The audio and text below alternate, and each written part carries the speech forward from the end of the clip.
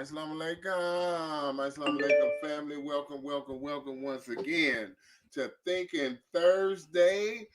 Our praises to Allah. It is our honor, it is our blessing, it is our privilege to be with you today. We really, truly thank you for tuning in with us. We thank you so much for coming on in and being with us today. So we really do appreciate you tapping in with us. You know, this is Mind Spark Creations, where we let the spark in our mind create a new reality, and we hope that you would do the same, family. We thank you, thank you, thank you for tuning in with us. We really, truly appreciate that. And you already know we're going to give you a few things to support before we get started.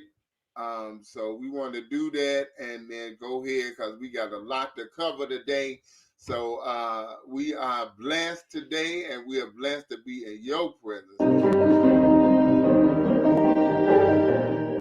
Now you can get the same uncompromising truth you've come to expect from the Final Call newspaper on all your connected devices. Subscribe to the Final Call Digital Edition today. Go to subscribe.finalcalldigital.com. Worldwide, 24 hours a day, 7 days a week. Download the Final Call Radio app and take us everywhere. On your phone, on your computer, on your tablet, on Instagram, Facebook, and Twitter. You can also log on to finalcall.com and click the Listen Live button, or finalcallradio.com. Final Call Radio, the official voice of the Honorable Minister Louis Farrakhan and the nation.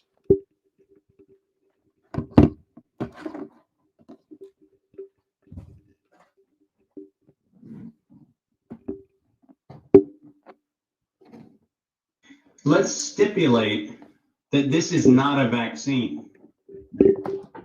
I mean, we need to be really clear. We're using the term vaccine to sneak this thing under public health exemptions. This is not a vaccine. This is a mRNA packaged in a fat envelope that is delivered to a cell. It is a medical device designed to stimulate the human cell into becoming a pathogen creator.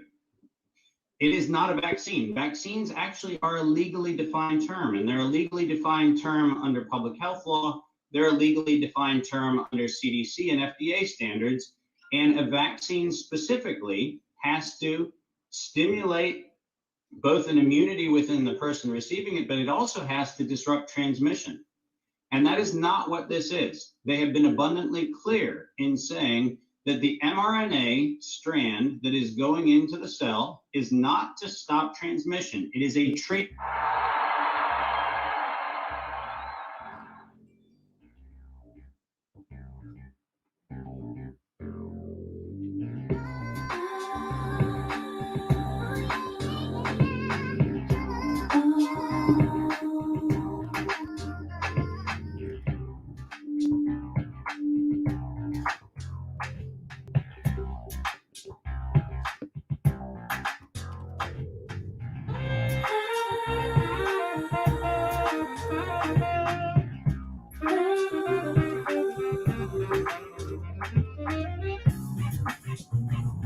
My name is Sadiqa Muhammad.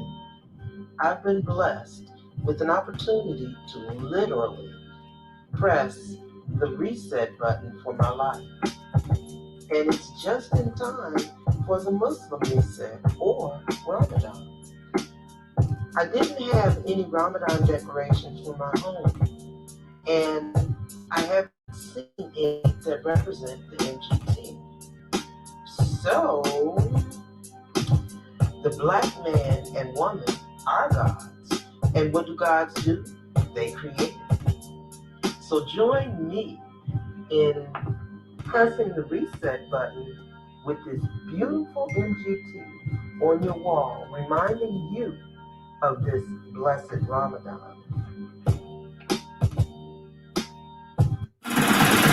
I'ma make you pump like that.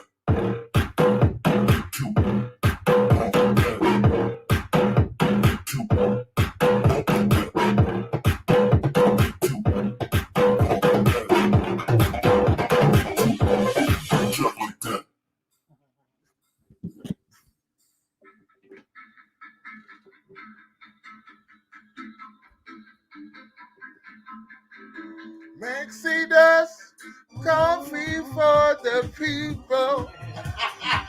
Got a short period. Got a very short period of time, brother.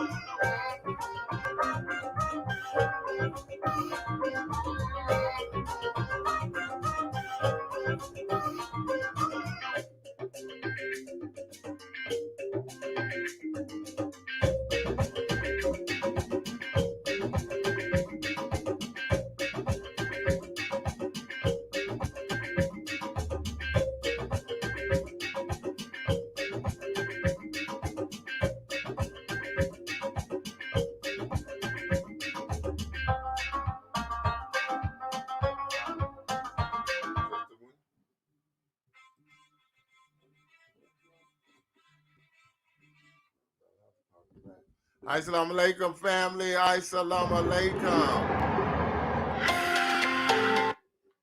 Assalamu alaikum, family. Assalamu alaikum. Welcome, welcome, welcome to Mind Spark Creations. Yes, assalamu alaikum. Where we let the spark in our mind create a new reality, and we hope that you would do the same, family.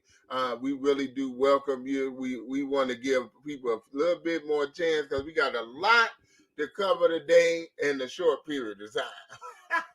So we gonna give you a little bit of something to wake up your mind. We hope you enjoy it.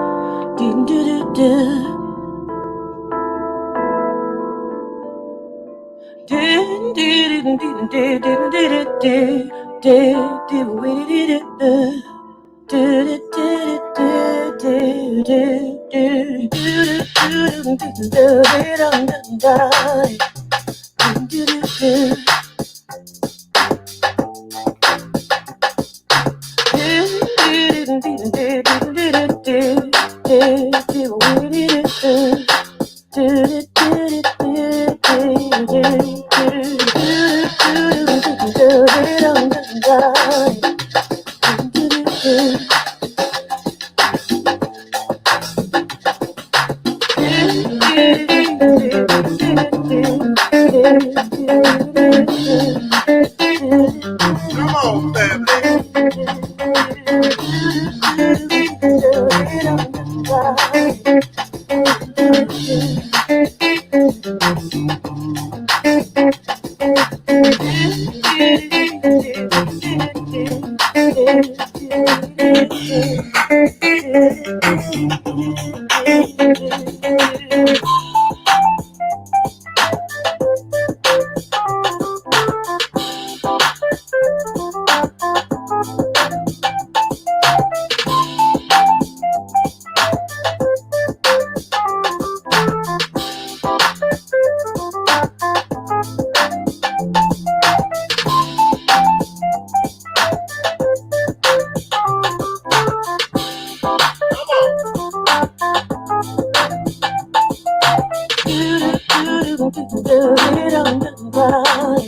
Yeah.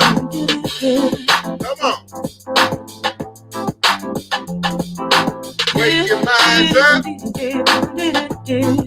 It's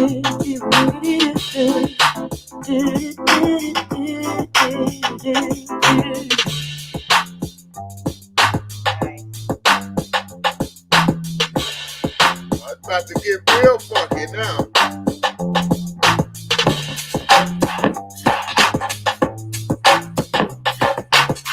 Come on.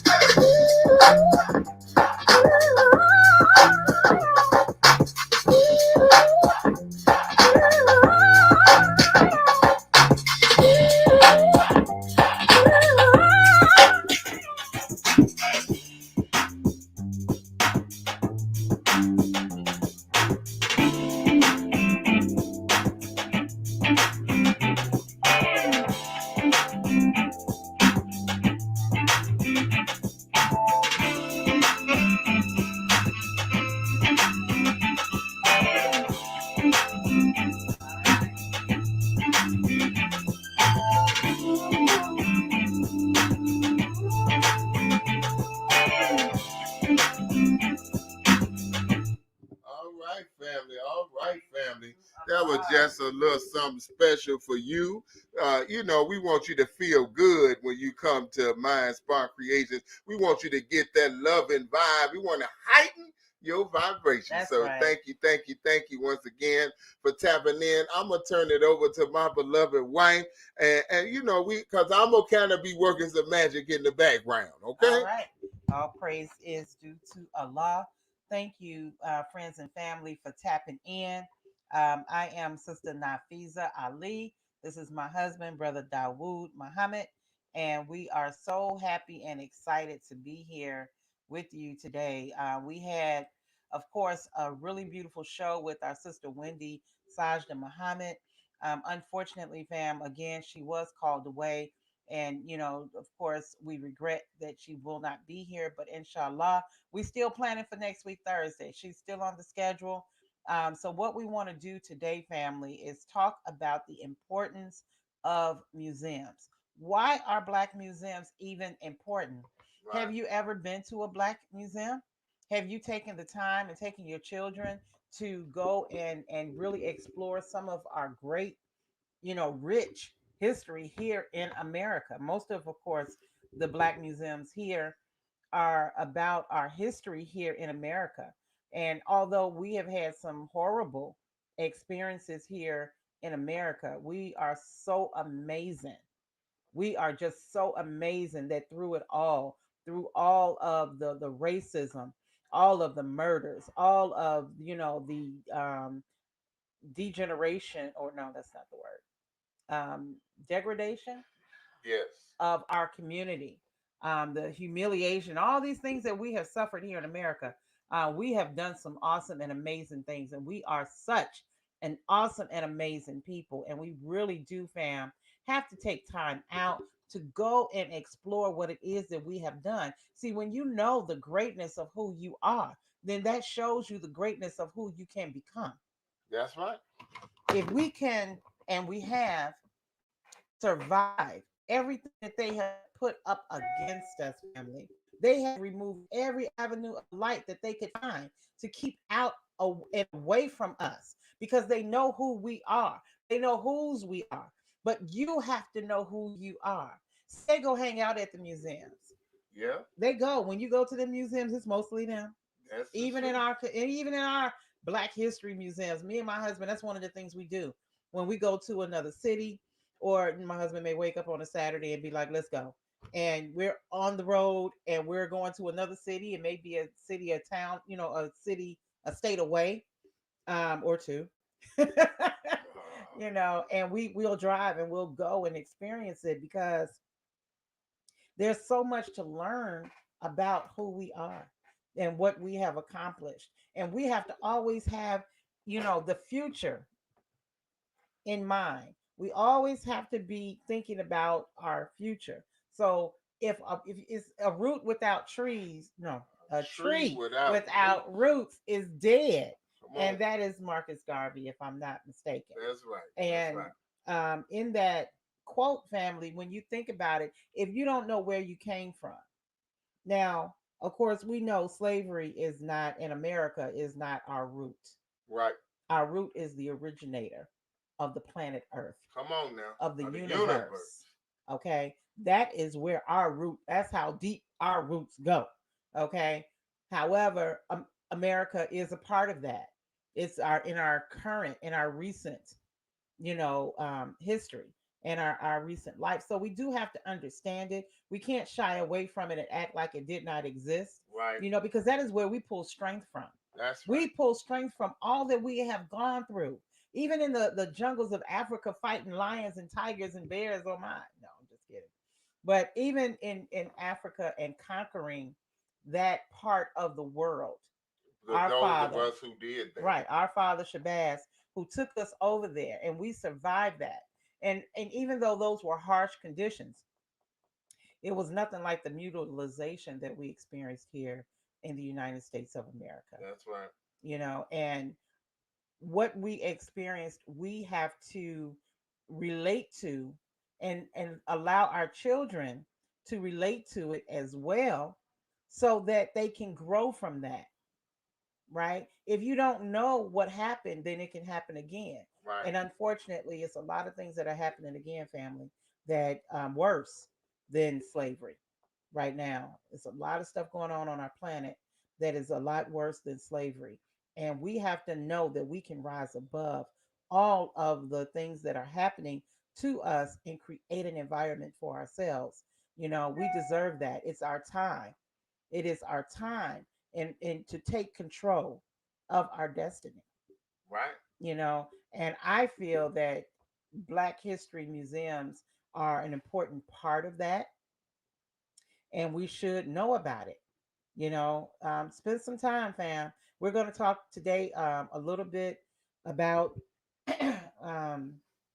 what we're going to experience, inshallah, next week, Thursday, with Sister Wendy Sadjdah Muhammad in the Sajda House in Chicago. Come on down. She bought the original home of the Most Honorable Elijah Muhammad in Chicago, and she has completely rehabbed it to bring it back to the pristine purity. Yes, that's the word I was looking for, honey. To really express and show what happened, the greatness that happened at that address. So I don't want to give it all away. I know my husband's got a short video that he wants to share, and then we're going to talk about a few of the museums that we have experienced in our lifetime together, and then we'll go from there. All right. So, family, what we're going to do, for those of you all who don't know, as my wife did just explain about the Sajda House, God willing, the Sajda House will be opening in October of this year. So go ahead and get your tickets or whatever. Of course, she's going to make that known when it gets ready to come out, when it gets ready to open up. But she's already let us know that she is in the final stages of the revamp. And so she's almost ready, family. It is now July.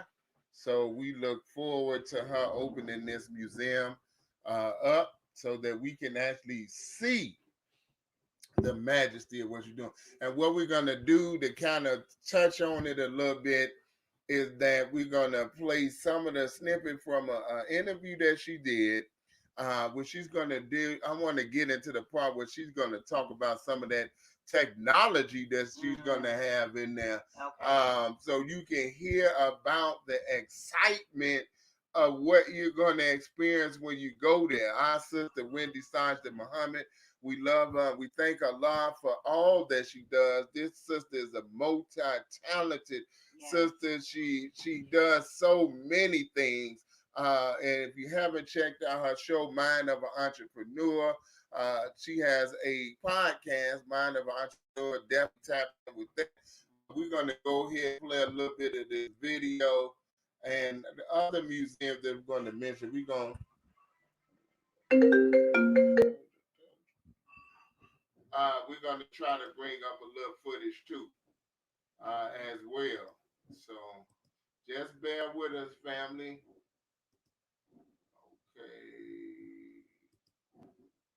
Okay. Everything you saw our commercial on the coins. So if we take a piece of brick off the house, we're using it either back on the house or in some other kind of way. We've got windows we're going to be offering to the public, a couple of doors. We're recycling copper and making coins. So it's really repurposing and not wasting anything that was graced by the presence of the Most Honorable Elijah Muhammad. Yes. So speaking of the coin, can you tell us a little bit more about this? So these coins, they're the Sajda House commemorative Elijah coins. And what we did was we took old copper that was from the gutters and downspouts, and we had to cut it, we had to wash it, we had to get the nail out of it, we had to melt it down. The melting point was 1,983 degrees Fahrenheit.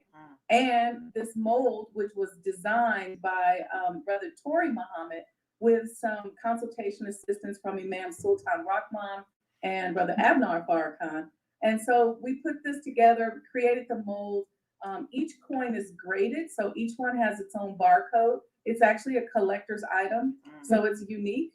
And with some of the other ones we have that have not been graded, we're thinking of blinging them out and, you know, making like a medallion out of them. But the idea is for everybody to be able to walk away with an heirloom or a collector's piece from the copper, recycled copper of the messenger's home. So you can go to sajdahouse.com and order your coin today.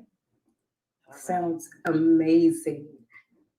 I want to pause there for just a second, family. She has let us know that there are only 700 coins left. There are only 700 coins left right now. So for those of you who all want to get yours, I highly advise that you go ahead and get it. There are only 700 coins left. I needed to stop it there to let you know that, again, this was limited supply, and it helps to continue the furtherance of the building of the Sajda House as well, too. So with that, family, I just wanted to stop it right there to let you know, go ahead and get yours, okay? Go ahead. You know, one of the important things that we have to understand about our own is we have to support it. You know, we have to support it. And I know it's not always easy financially to do certain things, but we have to think about what we're really putting our monies into. What are we backing, backing with our monies?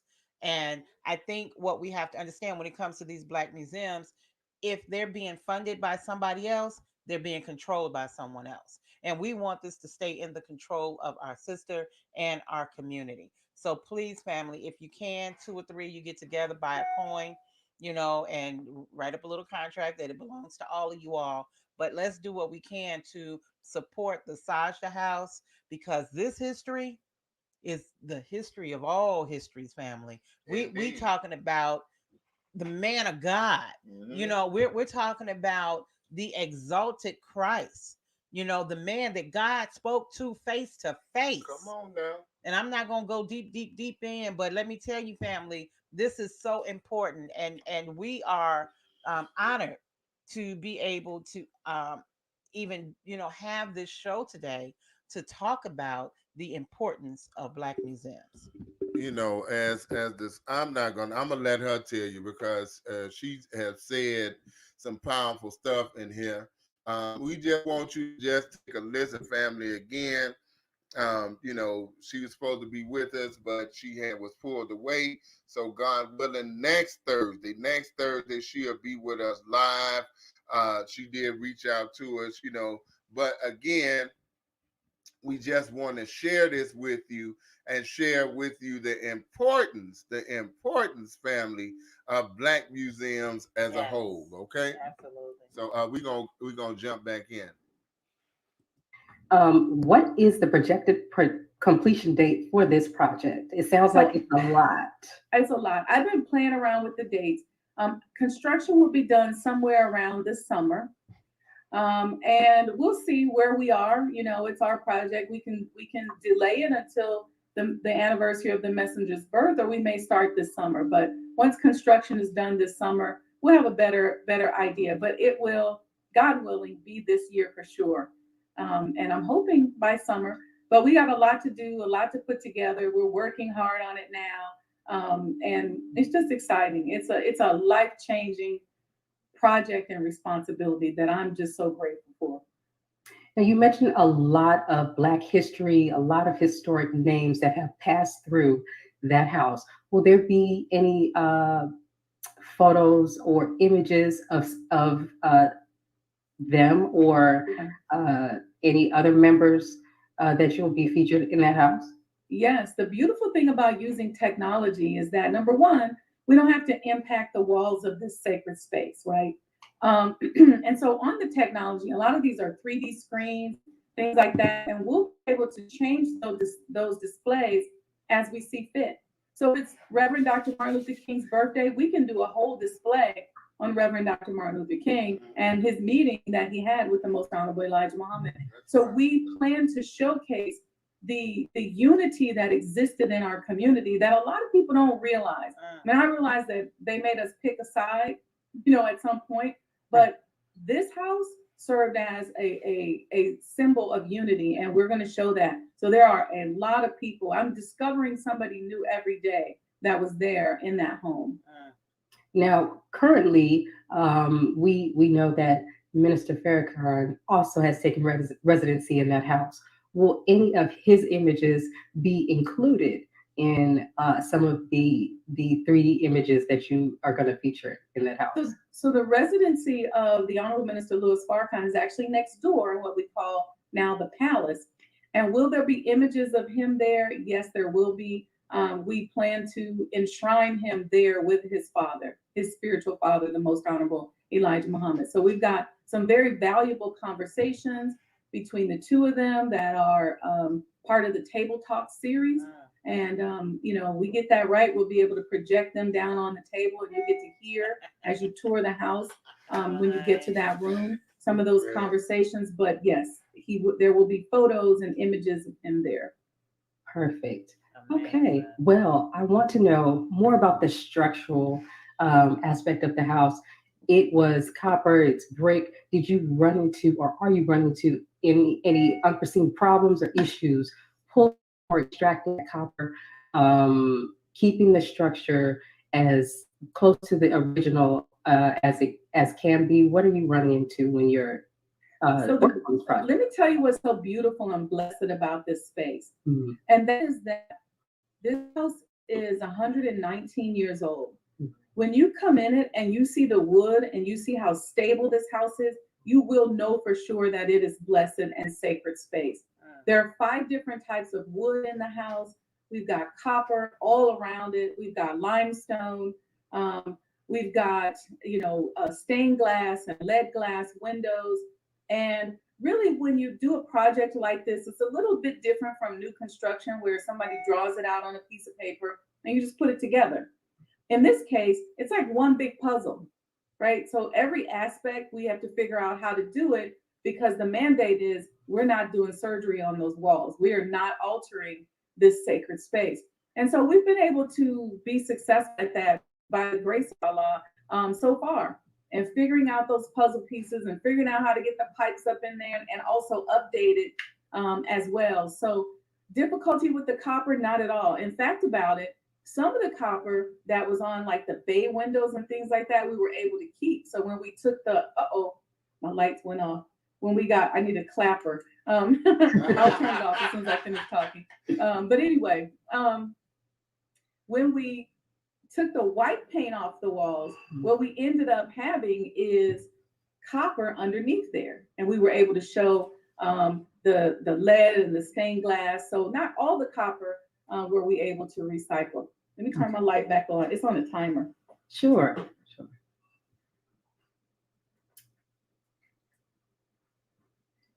All right. We see you now. All right, I'm back. All right.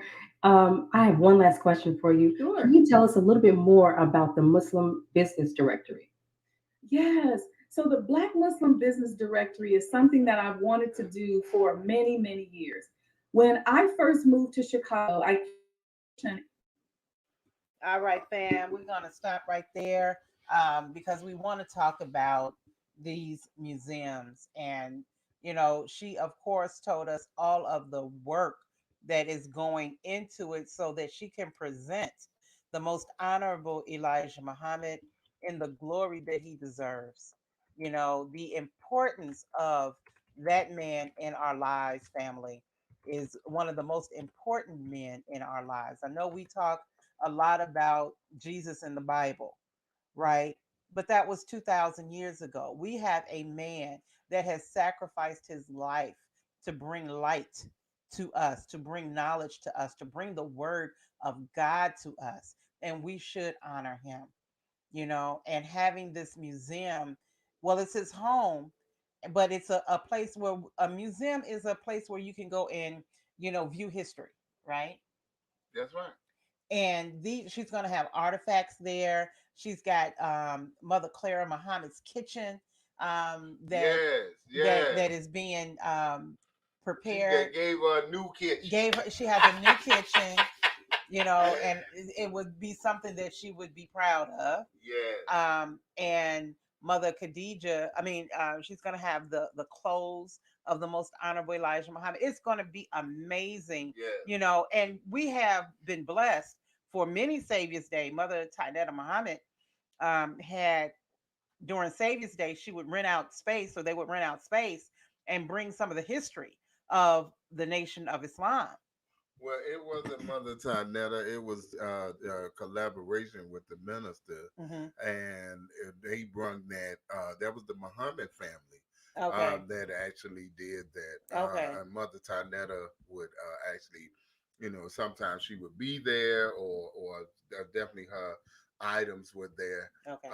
But yeah, that was the Muhammad family in collaboration with Honorable Minister Louis Farrakhan, and allowing us to actually see, touch, and read that history from the Nation of Islam. Yes.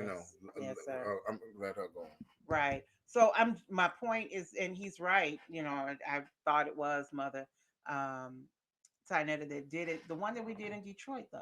Yeah, that's the Muhammad family. Okay. So I'm sure she was involved in it because I remember her being intricate in that process. But the point is, being able to see that family allows you to connect to what it is that we belong to. We belong to a wonderful Nation of Islam.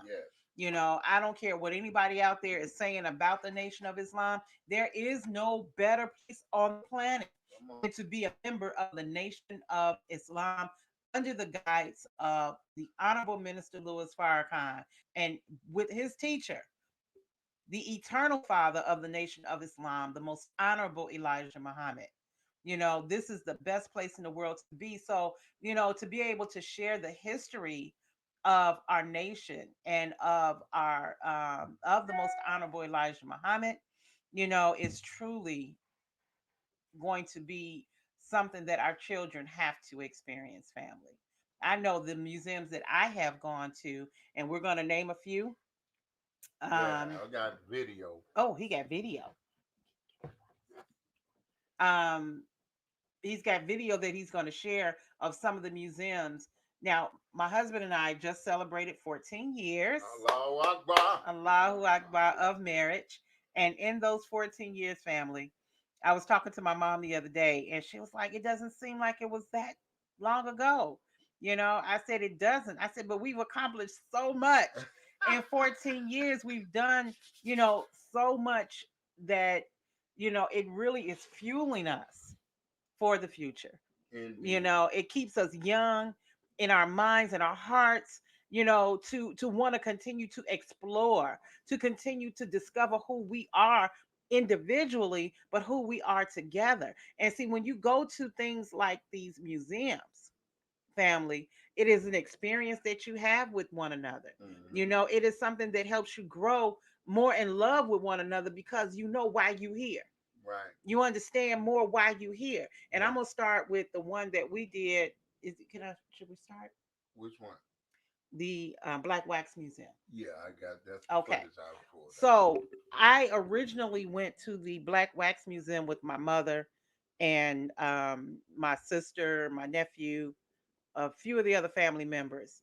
Many, many years ago, we were in Maryland visiting my cousin Sadia, and it's in the hood, right? Like the hood. You wouldn't even know it was a museum. It just looked like an old building. And so we go in, in the front of it, when you walk inside, um, the building, you got your front entrance and where you're gonna pay and everything like that. And it doesn't look like much. It really don't. It's Wait a minute. When you walked in there, it's a big old life-size wax elephant yes. with Hannibal sitting on the elephant. Yes, that's So true. it don't look like much. I ain't never seen no life-size elephant and then a beautiful black Hannibal sitting on there looking regal. Yeah. Oh man, come on. Well, I don't know. For me, it was like it was okay. It was nice, but I guess what I'm saying is when I entered into the museum itself is when I truly became impressed. Yeah. That's when I really became impressed because of the quality, of the statues Yeah. that they did. So when you come through the first hallway, and I don't know how much of the video shows. We'll get into it. But Okay. Okay. I think that one of the most important things that my wife should mention is that when she took her family to this museum, her nephew was so affected by it that it literally changed his life. And he helps young black men today because of that experience Yes. that he experienced at the Black Wax Museum. Yes. So you never know exactly how those museums are going to affect your young people. Right. And he, from that was fuel enough for him. Not that he didn't have other things, but I'm just saying that particular moment, it said that when she told me that when he walked through, because they had a simulation of the slave ship, and when he walked through, he wept. And he was a young boy at that time. Yes, he was 10. So he was 10 years old. And of course, he had been hearing about the history, but it's one thing to hear it, but it's another thing to even have any kind of visualization of it at all. Right, right. Because I cried when I went in. Yes. And just watched. And it's not about the crying necessarily. It's the connection. It is. It's about the connection. So when we say that there was a reenactment of a slave ship, you actually go down. Yeah. And as you're going down, you hear the screams and the cries of the women. You hear the moaning of the men, and then as you walk through, the wax men and women are laying, side by side, all squished up together, some, in different positions. And you have that experience when you go through there and you see where the Caucasian was whipping or raping, or it was really family. I'm gonna tell you, it's hard. It was hard. There was one scene, and this is where Darius actually just broke down. I think we all broke down. It was a scene of an alley, right? And in the alley, there were several things going on in the alley. There was drugs going on. There was rape going on. There was murder taking place. And the caption on top was, did we go through all of this? Did we go through slavery for this? And it was like, we're killing ourselves after we have been killed. And I know it's the mindset that has been put into us of 400 years of being treated like garbage, treated like less than a dog. We know they love their dog, they take care, still to this day they'll pick up dogs off the street in a heartbeat, but they ain't picking up no man or woman off the street, and truly not a black man or woman. During Hurricane Katrina, they had busloads, luxury busloads for dogs that they were going to pick up different animals, but they didn't have nothing for the black man and woman. So my point is this, family, after all that we've been through, we cannot continue to destroy ourselves. And when you go to museums like this and you see that and you let your children see that, it puts a seed in their head that they got to do better for our people. Our people did not suffer and go through all that we have gone through for us to turn around and be killing ourselves. No, they have endured everything in order to remove the evil and the wickedness off of our planet so that we can establish the kingdom of God. And that's really important. Go ahead, honey, because I'll get all really it's good. wound up. It's good because we want you to hear, because we took our son to the Black Wax Museum. Yes. And we want to kind of hear his take on it, and then we'll show you some video, okay? All right. So you won't just hear from us. Assalamualaikum. And you see that he got on this I Am Black History shirt, Right, and the Young Black God shirt. Okay. All right. So all right. Let him. Here you go, son. So when you went to the Black Wax Museum with us, tell us what you experienced. What do you remember?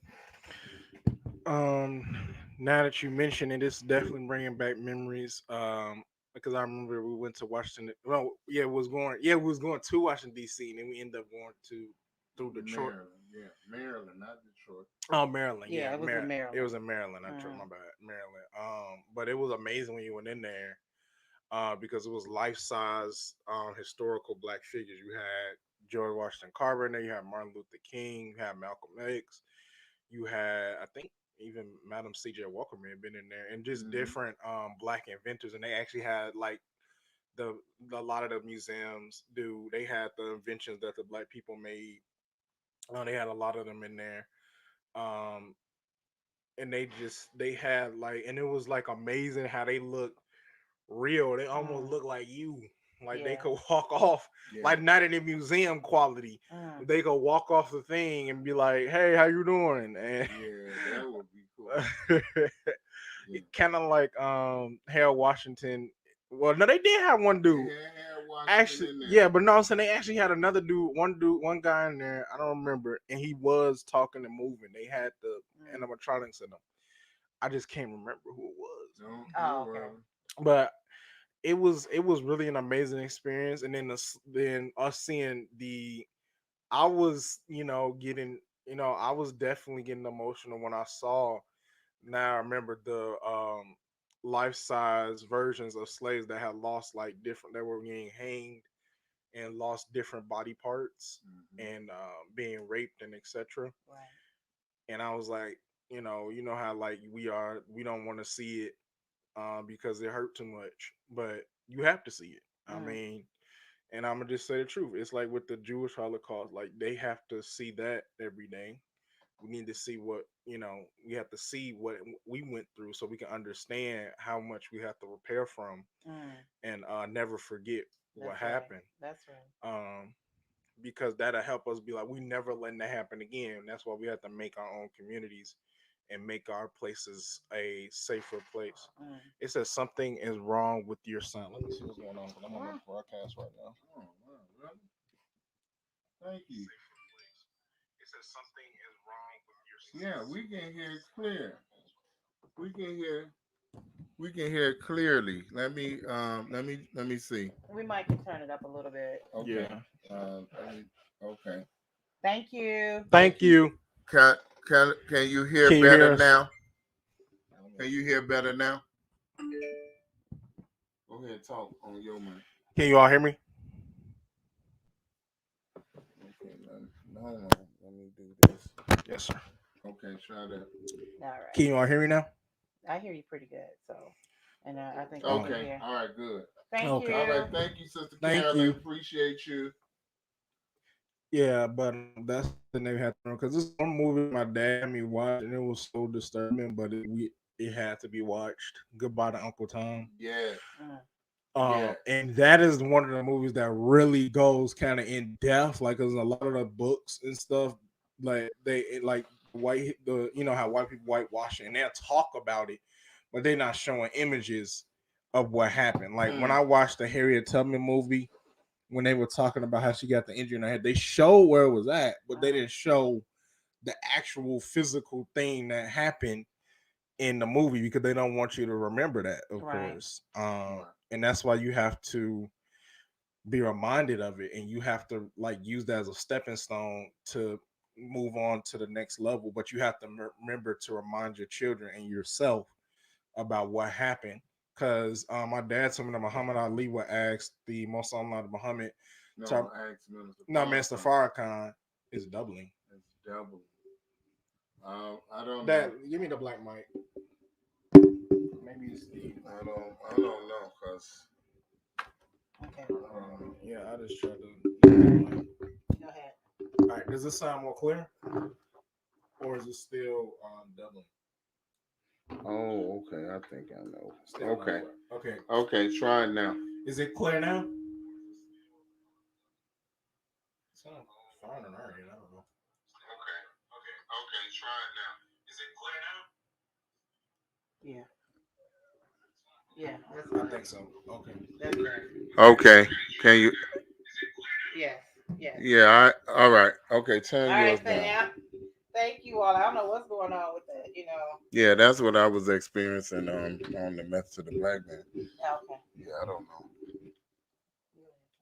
All right. Sorry. He asked Mr. Farrakhan on mind what happened to slavery before he went into his boxing match, and he would use that anger and to beat his opponent. And then that's what you like. That's one way to actually use your anger to be constructive or Absolutely. do something productive. Like, because you can be, angry, but like you have to do something positive with it. That's right. Because that's what we have to do because we know we can't be doing all the.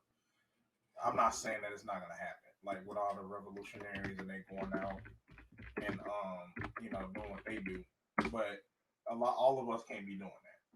We have to make sure that we have people that's building something that we can come back to, so that we can be safe. That's right. Because we need our own hospitals, our own schools, and etc. And it's not impossible. Right. No. I don't know. I think it's good on our end. I don't know. Something on their end. Street, sis, try to go out and come back in. Try to go out and come back in again. Because we listening. We pulled up both our phones too, and it sounds clear on this end. So try to go out and come right back in and see if that fixes it. Right. What was that? You were saying that we have to build our own communities. Yeah. We have to build our own communities so that we can have a safe place and also we can really think. Because, my dad was doing a live yesterday and he was talking about how a lot of us are just living to maintain, and we're not like taking the time to take care of ourselves so that way we can actually create and get out of that. Because like it's this one sister who she was working. Look, she was grinding. She was working in her closet at first. I can't remember. Talking about Lisa Nichols. Yeah, Lisa Nichols. She was working in her closet. She's like, I'm sick of paying bills and all of that, and I'm shifting my mind. And I'm buying this course to shift my mind. And she went and she started her own business, and she was pushing that business hard. Even Prince, when he was on the show with what's his name? Arsenio Hall.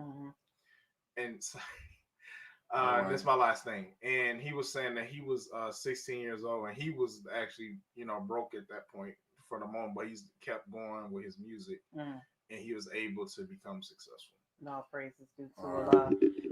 Fam, as we listen to our youth, it's important for us to understand if we want our children to have any kind of mind in this world of their own, we have to show them their own, and my son has gone to every museum with us, with the exception of maybe one or two, but he's always with us.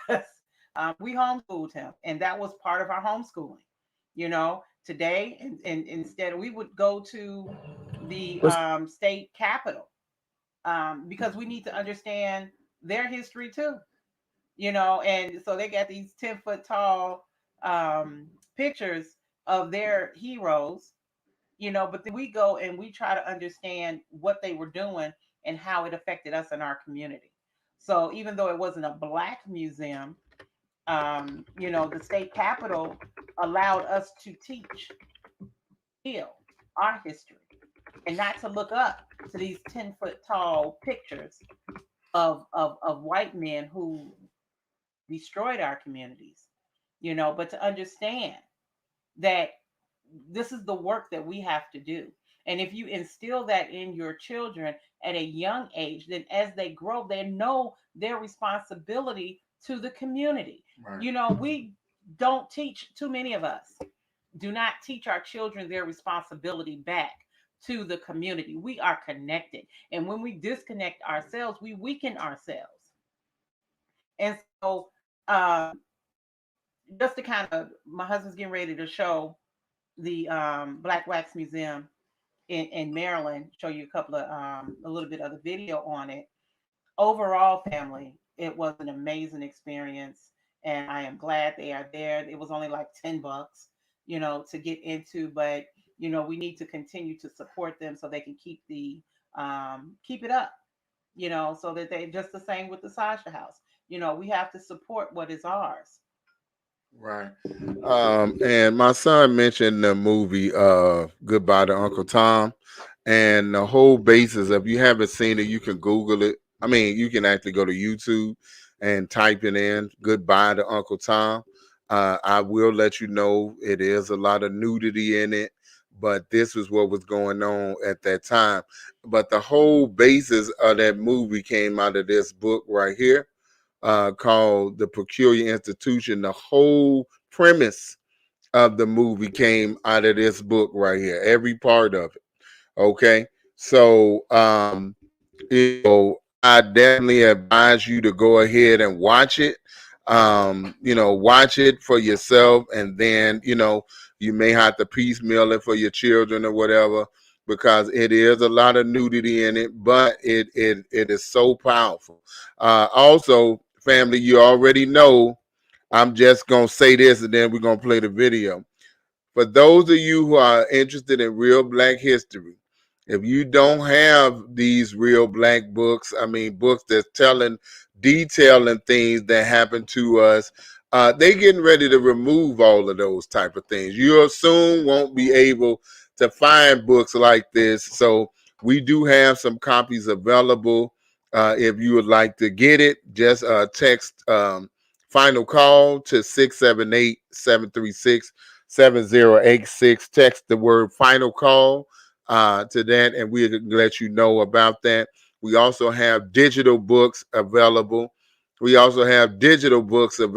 well. You already see how they're moving. They're in Texas, now they're in Arizona and California. So they're just saying they're not going to teach anything that they did wrong. They're not there.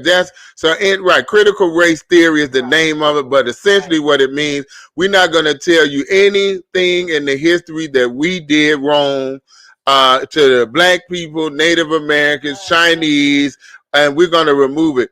And they had a congressman talking, two congressmen, and they said, do you know with this bill that is saying that you will remove the writings of Frederick Douglass And the senator said, yes, we're aware of that. So for those of you all who don't have these books like this and the writings of Frederick Douglass, W.E. Du Bois, and things like that, we definitely want to be your connect, but you need to go ahead and start getting these books. Even if you can only get them digitally, get them, because they won't be around. And remember this now, they control the printing presses. They control the printing presses. So therefore, eventually you'll only be able to get it digitally, because they are moving to remove anything that shows them in a bad light. And they will rewrite the history. Now, I just tell you this, and we witnessed this. I have to bring this up. We talked to 3 young men in Georgia, and we asked them this question. We said, how did they tell you that we as black people in America got to this country? They said that they were taught that black people came to help farm. This is what they're teaching in Georgia.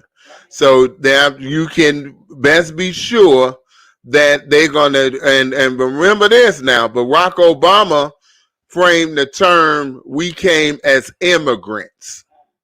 We didn't come as no damn immigrants. We came in the holds of ships, forced. And you can't never forget that. Okay, you can't never forget that. We didn't come to help nobody farm. Okay? But anyway, I just wanted to share that with you. Be the historian in your family. Be the historian in your family. Make sure your children know what's up. Because if you don't, these schools not going to do it unless you in control of the school. So if you're looking for them to do it, they not going to do it, and they moving further and further away from anything that's going to show them in a bad light. That is where they move. They would rather, instead of correct the problem, they would rather erase and change the history. This is the type of people you're dealing with. But anyway, I'm going to play this video. What's going on, fam? Look, today I'm going to reboot our trip to the Blacks in Wax Museum in Baltimore, Maryland.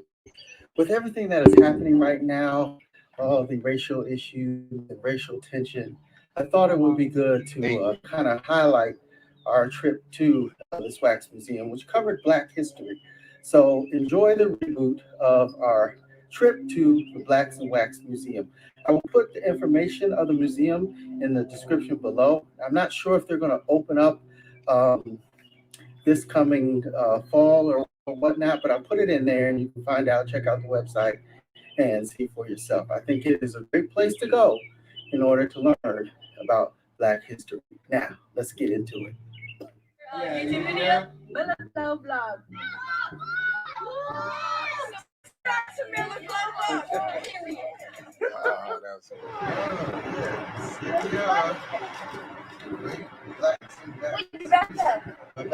Yes, so thank you. Let me get my backpack. We're going to go in and check out some of these things.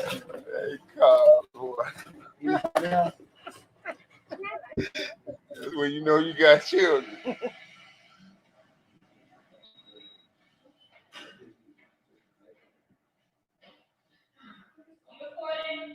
Yeah. Oh, okay.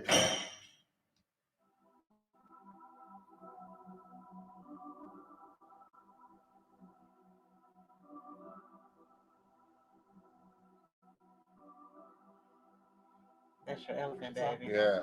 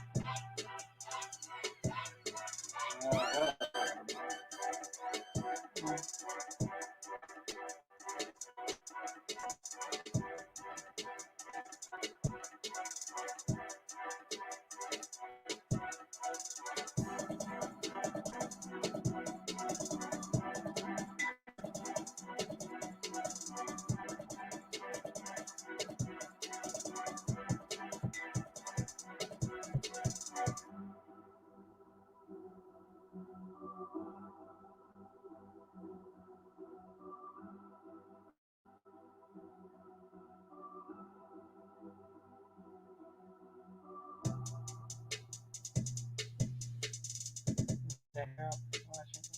I don't even know. That's the slave show. That's the Civil War.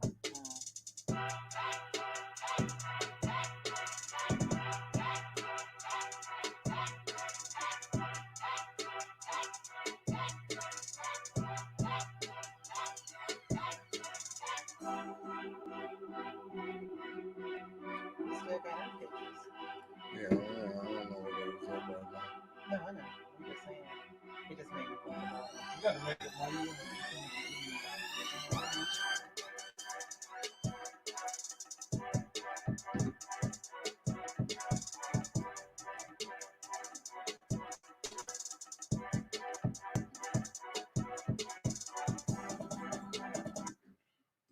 All right, family, we're gonna pause it right there because we want to show you at least one more other museum. But all of those are life size. All of those are life size images, so they're not little figurines. They're all life size images. You can see the detail. You can see the love. You can see the love. You can see the passion as you're looking at these images. You can see them because it takes a lot of love to do that. And that's a fact. I mean, and when you look at these images, you can see for yourself that whoever did this, they took their time and they crafted that thing down to look exactly like our brothers and sisters from history. So I just wanted to share that with you all. We're gonna go on another trip real fast. while you're pulling that up, Mm-hmm. I just wanted to say we had that auntie lady, and her name is Auntie Annette, and she was the historian in our family. When you went to her house, it was an experience. It was black art on the walls. She taught us our black history. And she felt that that was her responsibility. She is the one that started Juneteenth in our family. That we would go to her house every year, Juneteenth, and we would have the slave cake, and everybody, at one point had to bring something from our past to share and bring wisdom and knowledge to the family. And this is before it became popular. So we had been doing it for so many years, and she made it important for us to understand who we are, and I'm grateful to her for that. You ready? Yeah. All right. Hold on. So we're gonna show you all just two more because we do want to show you all what the home of the Honorable Elijah Muhammad looks like. Too, because of course that's why we came on here. We talking about the value of Black History museums, and the Sajda House is one that haven't opened as of yet, but it will very soon, God willing, and we have to support it, family. And when I mean that, or not, we should, we have to support it because if we don't support these museums, you see what they already doing, and they saying that they will go to the extent of not even giving schools money if they decide they're going to teach the real history of what happened in this country. Okay, they said that they would go to that extent, so that means that eventually they're going to come after Black museums and things of that nature, because quote unquote it doesn't lend to patriotism. Damn it, change the way you behave. Change the things you do. Don't change history. Right. That's crazy. Repent. These the people you dealing with. But anyway, we're gonna move on. Uh we're gonna move on with that. Which one are we showing now? This is the Charles H. Wright Museum in Detroit. It is the Charles H. Wright Museum in Detroit. When we were at Savior's Day this year, we actually took both our mothers with us. Well, I mean, 2020, sorry. 2020. We actually took them to this museum with us. So we want you all to kind of see this one too. You're in the summertime and some of us will be traveling. These are some things that you can do with your family. If you're in Chicago, you can make a trip to Detroit to actually take your family to see something like this. That's the 6 hours. Yeah, it's only 3.5. Okay. Yeah, Detroit. Yeah, it's only like 3.5 hours. Okay. All right. We're not gonna play the whole video, but we want you to see a little bit of it. Okay.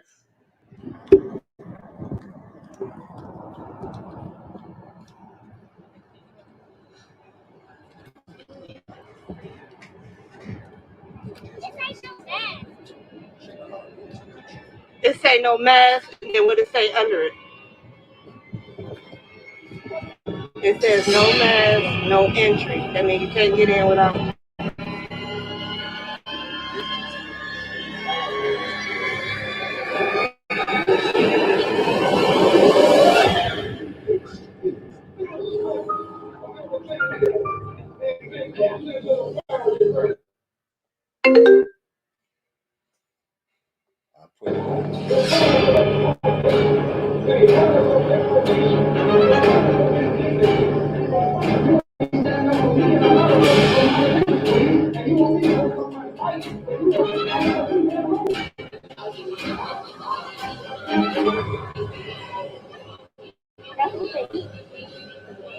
Grains and beans.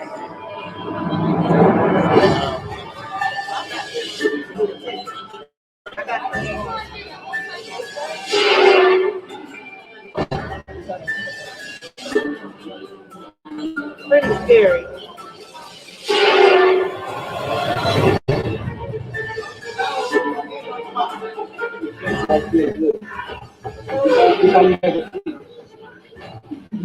Can you cut your light on so I can see real quick?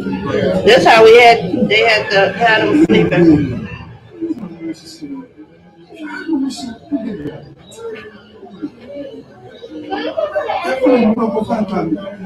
Come on, CJ. This way.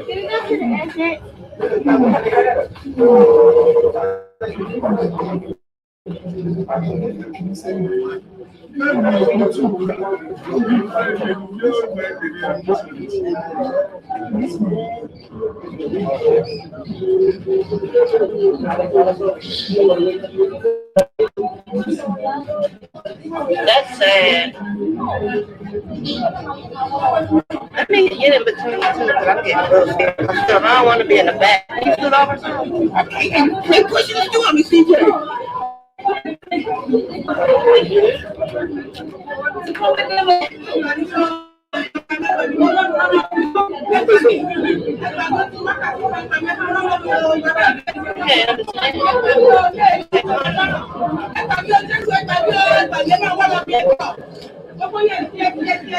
I'm gonna have to get out of here. That was a little creepy. You can just feel the energy in you.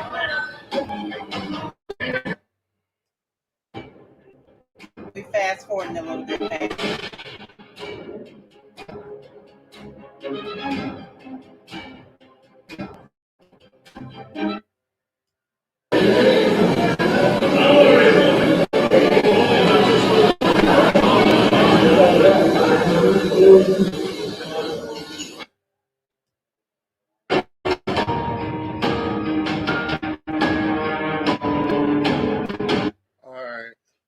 So, yes, Sister Carolyn, it was very sad. But I do want to let you know that as I told my wife coming out of the Black Wax Museum, that is what qualified us to be the people of God. And that is what brought God out of his hiding place to visit us here in the hills of North America, because he did hear our cry. And so because of that, because of what we endured. There is no other people on this planet that have endured what we have, and for the length of time that we have. That never happened 4,000 years ago. It happened now. We are the fulfillment of that scripture in Genesis. We are the fulfillment. So that is what it was terribly sad, but it was the aftermath was the coming of God himself in the person of Master Fard Muhammad. All praise is due to Allah for that. So I just wanted to say that. I got one more. We're going to go back because we want to show you all the Sajda house before we shut it down. Get you excited to go and see it. You Okay. know, the history here is not sad, it's beautiful. You know, after all that we've been through, you know, like my husband said, to know that God would never leave us in an hour such as this. We just have to hold on to faith and know that God is going to bring us through, you know, and he is bringing us through if we would just submit to him and strive to be righteous men and women. You know, Almighty God is going to make us victorious because the kingdom of God will be established, and there's nothing that can stop that. You know, and everything that we went through, our parents, our foreparents have gone through, it was written. You know, it was written in the book, in both the Bible. A lot of what happened to us in the Bible. So, you ready for it? Yeah. Okay. So family, this is Brother Ben. When he went to the Sajda house, of course, it's not open yet. This is a sneak peek, so it's not in its entirety. Okay, it's not in its entirety, but we want you to see a little bit of what is going on in there. Okay, to actually make this the beautiful place that it will be. Lawrence started talking about, you know, that he thought that he had led the people into a burning building. You remember that speech?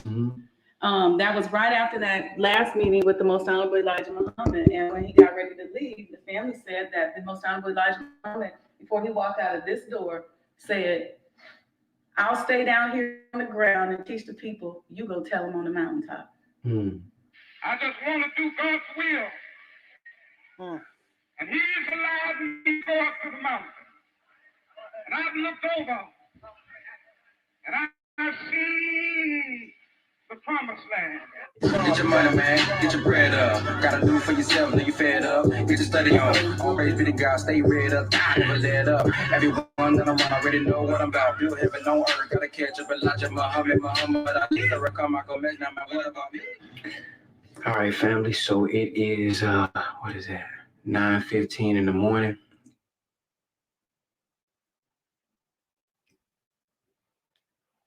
Ask him a question, he'd be like, when he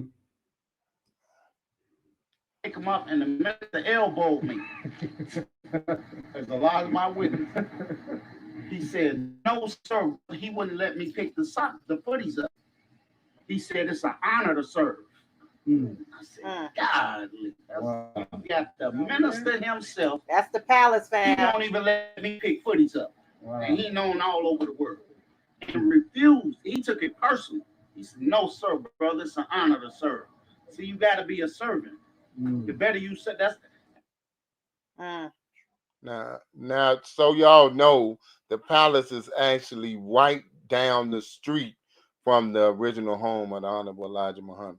Okay. There are a lot of great things, but I said, okay, yes, sir. I'll take that name. I'll take it. So that's in the Quran, right? With prostration. I'm sorry, what's your name, brother? Brother Winfrey. Nice to meet you. Assalamu alaikum. So, what we've done so far, that's a security. We're probably about $2.5 million in. And I haven't financed anything. I didn't take any partners. One of my business partners was like, Wendy, let me get in. I said, I want a baby mama drama. Next door. Ex-wife drama. This house been through enough. And we're not doing it. So we put on those, and you'll see as we take the tour, we all also got landmark status for the state of Illinois and Chicago. We're going for federal registry status right now. And what does that mean? That means that the house of Honorable Elijah Muhammad will be a historic landmark. And we'll get the plaque and stuff. We're going to keep this gate because the FOI put this gate in. We'll keep that. And so what we've done so far, if you guys come on in, you can see. There was a porch overhang that we decided to build. Gotta keep because that. it just wasn't working right. So here we put in all new windows. You've probably seen pictures of the house and seen what it looked like. Some of the windows we were able to restore, which I'll show you guys. It's going to be called Elijah's Garden. You guys probably saw the posting I did on Instagram with the round. It's going to be called the wheel. On the front. It's going to be round. It'll have benches so you can kind of meditate out here. These are going to be all black pavers, so the whole sidewalk, everything is going to be black. But what we wanted to do was make sure we had to go a lot to find the actual brick that matched, because what happens a lot of times, if you pick new brick and put it up against here, it's not going to match. And so into one of the presidents in the early 1900s, and they destroyed most of their work. So this will be one of the few houses left of that historic architect. So a lot of people, the Chicago Architectural Society, said they're going to want to come here. Major. That is insane. So I'm going to dedicate this room to him because the Savior sent him to. Yeah, let's go back a little bit. I feel like we're being rude. You know, he's an elder. And I said, sir, so check this out. Here's the story on this picture of Master Fard Muhammad. So Imam Sultan. So this is where the picture was, right here. Then. Yeah, right there. Let me show you what's going to be there and how Allah blessed me with that picture. So Imam Sultan, I said, hey, I need a picture because I found this 100-year-old piece of glass. I want to put the Savior on the glass so he reflects with all this yellow when you come in the room. He walks up. And I just said, Assalamu alaikum, and he did like that. He's an old brother, like 80-something years old. And the brother ain't saying nothing. I'm uncomfortable because I feel like we're being rude. You know, he's an elder. And I said, sir, is there anything, like I can help you with? And he went in his pocket and did like this. Let me show you what he did. When he opened up his little prayer book, the original negative of Master Fard Muhammad. Wow. Wow. That's right. This is his Wow. booklet he kept in his pocket, been in his pocket for 40, 50 some years. Wow. I don't know why that touched me like that. So I'm going to dedicate this room to him. Wow. Wow. The Savior sent him to give us that picture. Yes. And you know what's funny? Me looking at this from my perspective, I can see the black features in the real one. Yes, I can see it. Somebody must have altered that other painting. You can even tell he's sitting in a chair. I can see the black features there. So the paintings have been altered. Let's get that. Look at his nose. Yeah. See that? See that? Wow. That brother had this in his pocket. Yeah, that look different than what we all At the time. Wow. He was not in the conversation. That's what I'm trying to tell you. That's what I'm saying. Y'all talking. Come over here. Let me show you. And Brother Damon, you me, and y'all, they arguing. And here this brother comes.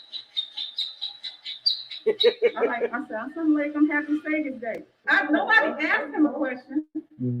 I asked him the third time. Somebody else going, if you don't stop calling them. Oh, look at God, y'all. We're going to put the link so you can go back and watch the whole thing. I said, you had a little head on right his head, now. and he just went. All right, family. Just a taste. It is, again, for those who been on earlier, she's going to actually have 3D holographic images at the actual table. She has the original table that the Honorable Elijah Muhammad sat at, and she's going to be able to beam the images down. So it looks like that they're actually at the table This sister has went through meticulous efforts to bring this home back to us. You know, I'm just so touched, family. You know, she's going through meticulous efforts to bring this home to us so that we can actually put our feet, for those of us who've been to the palace, you know, we know the story on that. And for those who know about it, you know, but this particular home was the first home of the Honorable Elijah Muhammad, 4857. And to actually be able, yes, Sister Michelle, absolutely, yes, every believer needs to actually see this home. They need to see this home and be a part of it and just touch it and just walk through, touch the table, get that experience. It's going to be magnificent. So we looking forward to, God willing, next week actually being able to talk with her, you know, about it. And, you know, please don't miss it next week. We definitely want you to be in the building, okay? So look, fam, that's we just wanted to share that with you. We put the link in there. We put the link in there so that you can actually go back and watch the whole thing. It's about an hour long. She's walking Brother Ben and Brother Damon and Brother Winford through the palace. It wasn't finished at the time. It's almost, I think she said like 97% finished now. So, and I just want to reiterate again that for those of you all who are interested in getting that Elijah coin made out of the original copper from the home, she says she only has 700 coins left. She only has 700 coins left. She's giving a discount right now of $375 from the 500. I can't. I had to go to a thing to get the code. I know it's HEM. I think it's 1930 or 1975, one of the two, but not really sure. I will get it for you. Hold on, let me. Yeah, you can go to her Instagram page, Wendy Muhammad, Wendy Sadjdah Muhammad, or MOE. Yeah, you can go there and she'll be, or the Sajda House. You can go to the Sajda House and the link will be there and the code will be there. So let me say this, fam. You know, this is the importance of connecting to the spirit and the vibration of Allah. When we connect to the spirit of our people, of our ancestors, you know, not only do we feel the connection, but we also feel the responsibility, you know, for what we have received from the most honorable Elijah Muhammad, directly or indirectly, has changed the path of Black people here in America. And he has touched everybody's lives one way or another. You know, we would not be who we are today if we had not received a visit from our God, Master Farad Muhammad, in 1930. And if the most honorable Elijah Muhammad did not stand up and continue to teach Black love, Black knowledge, the knowledge of God, the knowledge of self, you know, and to have Minister Farrakhan continue on this path, family, take some time, go to these museums, connect to your ancestors, connect to the vibe and the vibration of our people, because we're, you know, we're moving. It is a current that is taking place in our community right now. There's several currents, but one of the currents is to the kingdom of God. That's the direction that we're going in, but you got to be on that frequency, right? You got to really separate yourself in your mind from the Caucasian and the world that they have presented to us, because they've only presented us as gangsters and thieves and prostitutes and low life type of women, where we're constantly shaking our butts and, you know, exposing our breasts and, you know, doing things that are not conducive to a woman or man of God.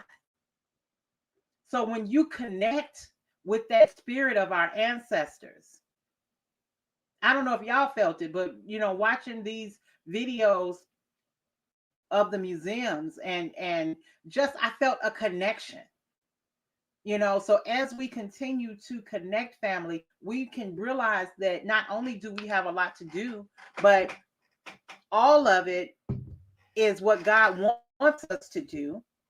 Is He wants us to be successful as a people in establishing righteousness on the planet. And we can do this, and we can do it together, and that's the beauty of it. I love this connection.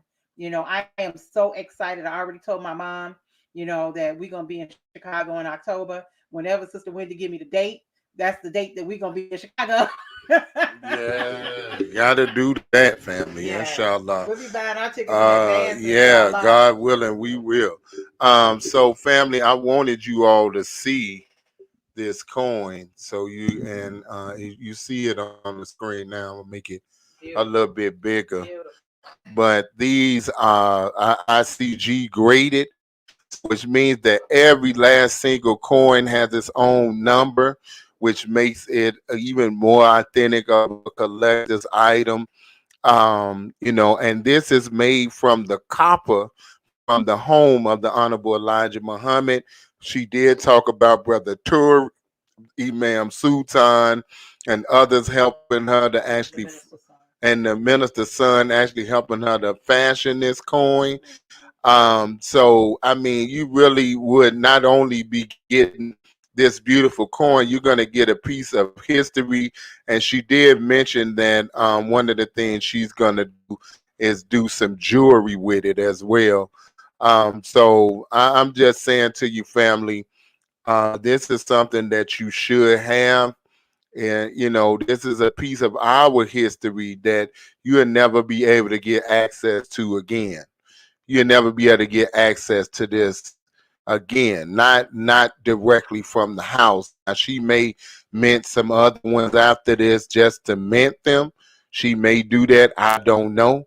And but it is absolutely from the home. So again, like I said, she only has 700 of these coins available. So, and right, and less than that. So I'm just saying to you, family, even if you got to pool your resources with somebody, go ahead and get you one of these coins.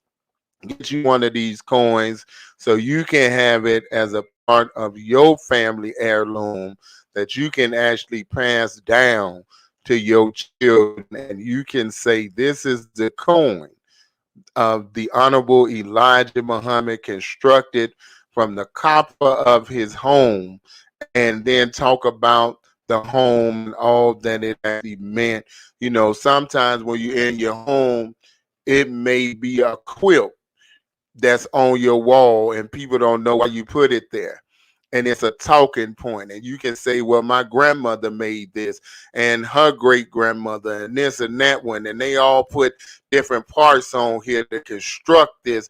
And then see, it becomes part of a family heirloom. Well, this is the same type of thing as well. And you can pass this on and on and on, that we may continue to commemorate the name of the most honorable Elijah Muhammad. We thank Allah for Sister Wendy and her being blessed to be able to get this home and then rededicating it to him.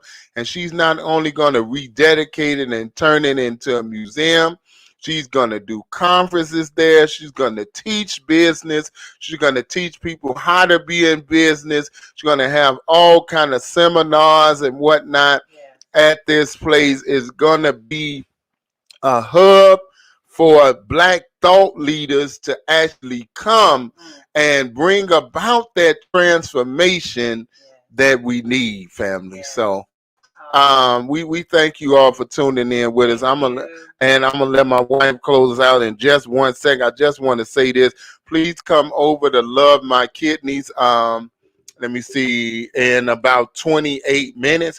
Come over to Love My Kidneys in about 28 minutes. We're going to be blessed with our dear brother Maurice. This brother is a real estate.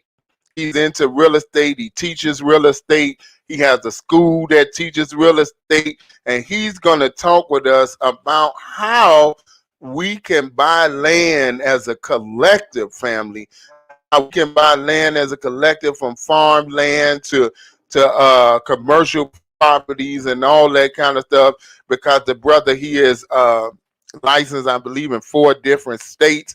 He'll talk more about that. So if you want to know about real estate, you want to know about how to pool your resources and actually get some of this land as a collective, then this brother is somebody you definitely want to talk with.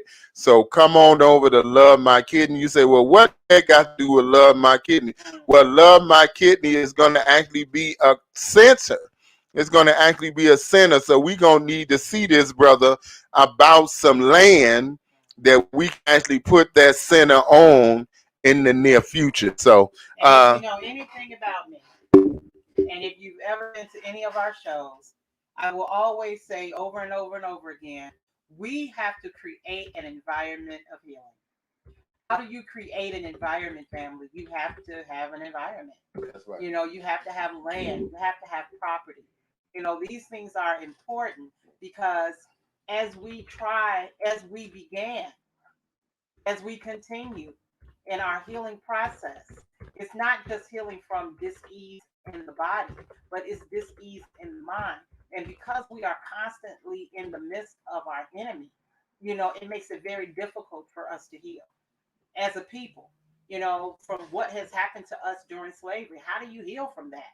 You know, you really have to be separated and really have an opportunity for not only you, but for your children, for your grandchildren, for your nieces and your nephews to be able to have an open mind, open space, so that they can explore their mind and project us and push us and guide us and help us to a better future. You know, Right. so family, with everything that we share today, we do thank you, you know, for your time, for your energy, for your presence. You are so important. You are important to the work that God is doing. You know, so as you find value in what it is that we share today, please share it. You know, please go to YouTube at Mind Spark Creation and subscribe, you know, and like the videos so that we can get it out to more people. That's what we want to do. When we bring you information, family, you know, it is because we want to share it with the world. We want our people to understand that we got this and we can do this, but we have to do it together. We do it with knowledge, we do it with understanding, but we do it with heart. You know, we do it from the heart and we strive. We really do strive to do our best to do it from the mind of God because we want, that's the connection. That's the vibe, is the connection to Allah. So when we connect to our ancestors and our people, they didn't go through all of that for nothing. They went through all of that so that we can be present today and make it a better world, that we right the wrongs that have been done to our people. That is our responsibility. That is our job. You know, so, you know, let's do it together, family. Take some time, you know, and go to a museum that's near you, Black Museum, Black History Museum, you know, something that you can gain knowledge from that's going to, you know, help your children understand, you know, who we are, where we come from, and where we're going. All right, family.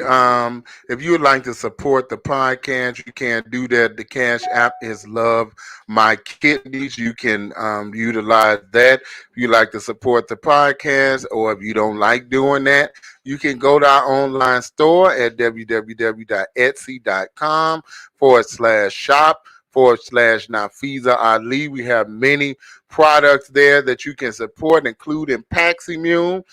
Strengthen your immune with Paximune. We not vaxxers, we are Paxers, family. So if you want to get your Paximune, definitely go ahead, go to their website and get yours. We can ship it out as early as today. I mean, that's how quick we can get it out to you. I put that right. If you want to tap in with us and become part of our community, excuse me, that number that you can do that at is 678-736-7086. Okay.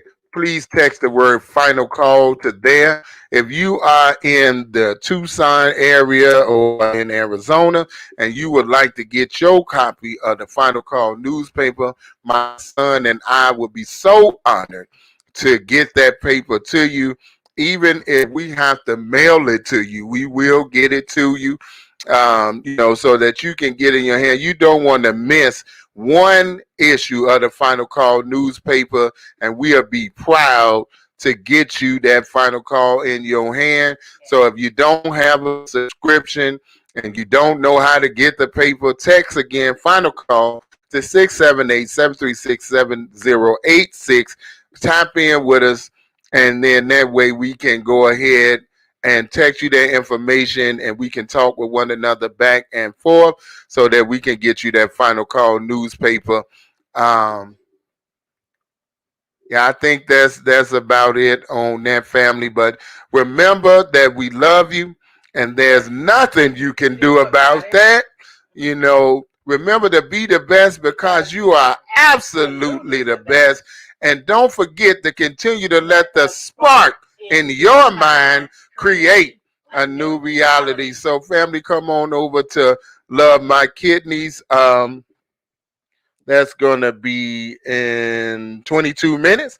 Come on over to Love My Kidneys, because it takes a lot of love to heal thyself. We have enjoyed you, family. We pray that this was something of value that we're presenting today. With that, family, for those of you all who don't know, and I'm just going to mention this as we close out, the Honorable Elijah Muhammad also had another home. He also had another home here in Phoenix, Arizona. He had another home here in Phoenix, Arizona as well. We are blessed to be in the midst of one of the national houses as well. Now, that one is not available for touring, okay? You can drive past. It is a sign that does say, that this was the home of the Honorable Elijah Muhammad.